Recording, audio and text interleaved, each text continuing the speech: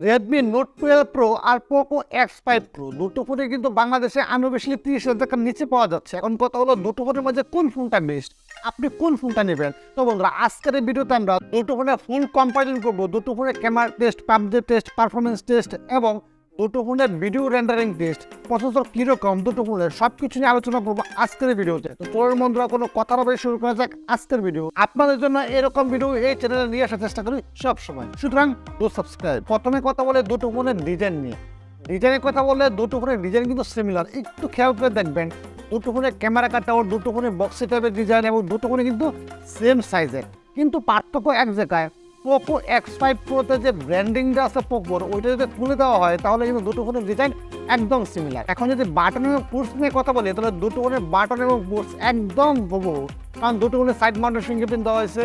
দুটো ফোনের নিচের দিকে SIM card port, speaker grille, USB Type-C charger port এবং আয়ারবাসটা দেওয়া হয়েছে। উপরের দিকেও কিন্তু speaker grille, 3.5 millimetre audio jack, noise cancellation mic পেয়ে যাবেন। সুতরাং দুটো ফোনে কিন্তু ডুয়েল স্পিকার দেওয়া হয়েছে এবং দুটো ফোনে ডলবি অ্যাটমস পেয়ে যাবেন। তো বন্ধুরা, এখন কথা হলো পার্থক্য কোন জায়গায়। পার্থক্য হলো এই, পোকো X5 Proতে আপনি IP53 ডাস্ট এবং প্লাস রেসিস্টেন্স পেয়ে যাচ্ছেন, যেটা কিন্তু Redmi Note 12 Pro দেওয়া হয় না। এবং দুটো ফোনের যদি ডিসপ্লে নিয়ে কথা বলেন, ডিসপ্লে সাইজ সেম, দুটো ফোনের ডিসপ্লেতে সেম রিফ্রেশ রেট 120 Hz দেওয়া হয়েছে এবং দুটো ফোনে কিন্তু অ্যামোলেড ডিসপ্লে ব্যবহার করা হয়েছে এবং দুটো ফোনে কিন্তু আপনার কর্নিং গোরিলা গ্লাস 5 পেয়ে যাবেন এবং দুটো ফোনে কিন্তু HDR10+ দেওয়া হয়েছে। এখন কথা হলো দুটো ফোনে তাহলে পার্থক্য কোন জায়গায়, একটু সিমিলার। হ্যাঁ বন্ধুরা, পার্থক্য আছে, সেটা নিয়ে সামনে আলোচনা করছি।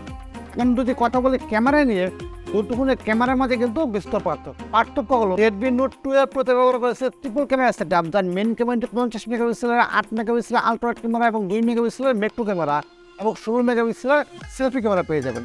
এদিকে পোকো X5 Proতে আপনি 108 মেগাপিক্সেলের মেন ক্যামেরা, 8 মেগাপিক্সেলের আলট্রা ক্যামেরা এবং 2 মেগাপিক্সেলের ম্যাক্রো ক্যামেরা এবং 16 মেগাপিক্সেলের সেলফি ক্যামেরা পেয়ে যাচ্ছেন। দুটো ফোনে কিন্তু আপনি সর্বোচ্চ 4K ভিডিও রেকর্ড করতে পারবেন 30 FPS আর 1080 ভিডিও রেকর্ড করতে পারবেন 60 FPS।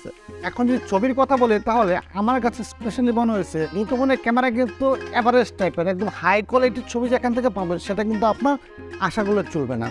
এখন যদি নর্মাল মোডের কথা বলি তাহলে দুটো ফোনের নর্মাল মোডে কিন্তু ভালো ছবি ওঠে, দুটো ফোনের নর্মাল মোডে কিন্তু মোটামুটি ভালো ডিটেলস দেখা যাচ্ছে।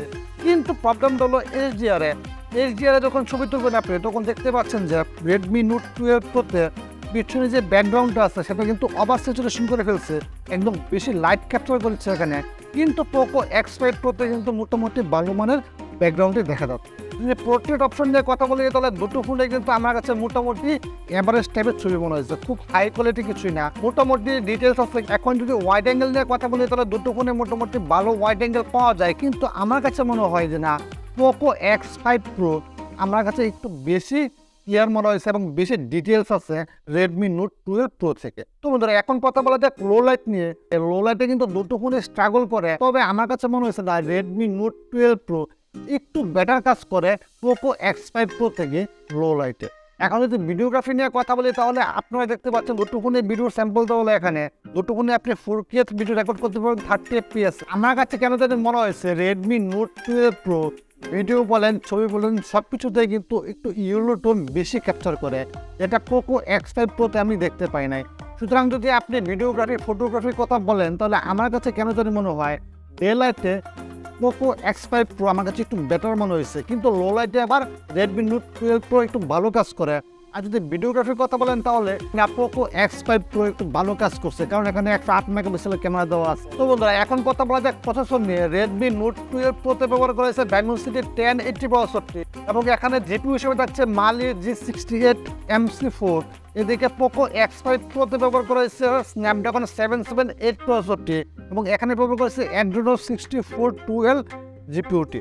এখন কথা হলো কোন প্রসেসর ভালো, যে আন্ট্রু স্কোর দেখেন তাহলে আপনারা দেখতে পাচ্ছেন পোকো X5 Proতে আন্ট্রু স্কোর হলো 5,15,000 আর এদিকে Redmi Note 12 এর আন্ট্রু স্কোর হলো 4,84,000।